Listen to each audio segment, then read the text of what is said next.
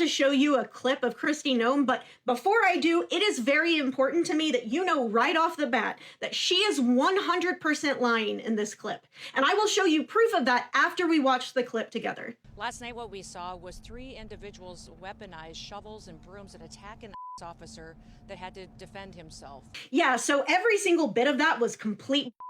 Here's what actually happened.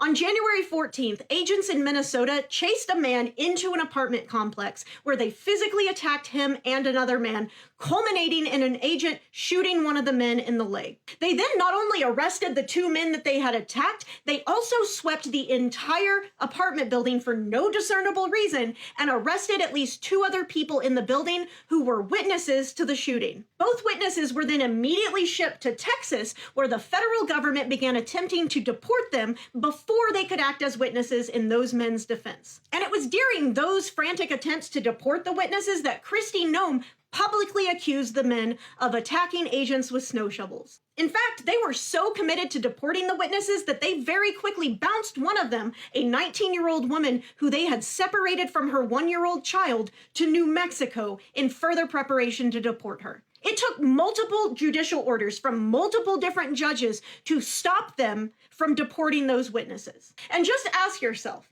if they were so confident that their agents did nothing wrong, why were they so frantic to deport the 2 witnesses who could either confirm or refute the government's version of events? Well, it turns out they were so frantic to deport them because the entire story that Kristi Noem was pushing was complete 100% fabricated. Now, after keeping those witnesses along with the 2 men incarcerated for nearly a month, multiple states away from their families, including their 1-year-old child, the federal government just quietly admitted yesterday that both agents lied and that none of the 4 people they had arrested and detained over this had committed any crime or attacked any agent. But that man is going to carry the physical scars of being shot by our government for the rest of his life. That 1-year-old is going to carry the emotional scars of being traumatically separated from his parents for nearly a month for the rest of his life. And those headlines that Kristi Noem drummed up in that video clip by falsely accusing the victim of her agent's violence will be out there smearing those victims for the rest of their lives. But Kristi Noem will get to do nothing more than just